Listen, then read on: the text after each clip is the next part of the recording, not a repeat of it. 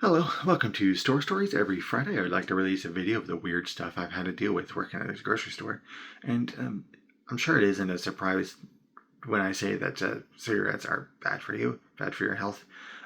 It's kind of surprising that cigarettes are still being sold because, any one of the dozens of horrible things that cigarettes do to you, anything else would be pulled from the market immediately.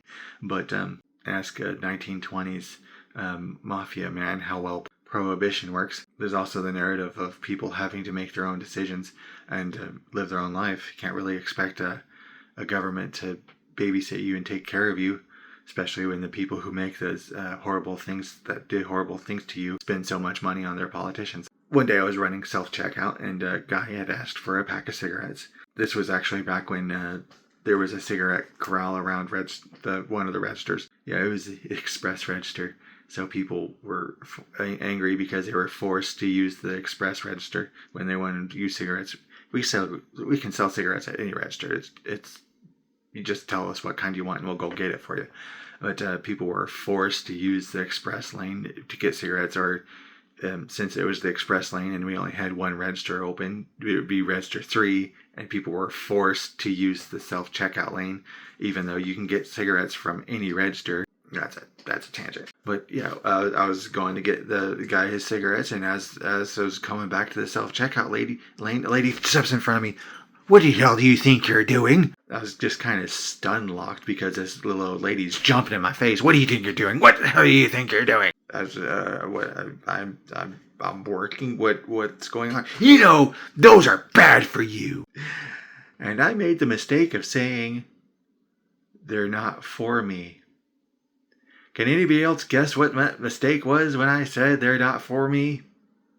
Because I knew that mistake as soon as I said it. What I should have said was the cigarettes are not for me, because she apparently interpreted it differently because she jumped in front of me. "Yes, they are. They are bad for you. Just because you are young doesn't mean that you are invincible." I was 35 at the time. 35 is not young. And I'm not invincible. That's the other mark. Yeah, when I was a kid, I lost my great-grandfather on my mom's side, my grandma on my dad's side, and 2 of my mom's uncles all died of smoking-related illnesses just within a couple of years. I was quite young at the time they all passed, but hearing stories about how a guy died screaming in agony because they weren't allowed to give him any more pain medication to deal with the cancer he got from smoking kind of turned me off of the concept of smoking. But on the other hand, they are perfectly legal.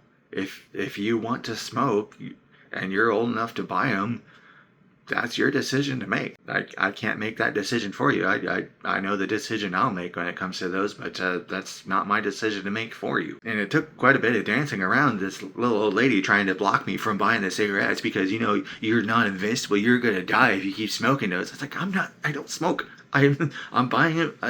I'm bringing him to the guy so he can kill himself in the manner he wishes to kill himself. When I did get back to the guy waiting for the self-checkout lane for his cigarettes, he asked me what the hell that was about.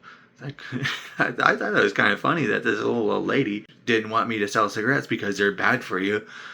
I thought it was funny. The guy did not think it was funny because he's an adult.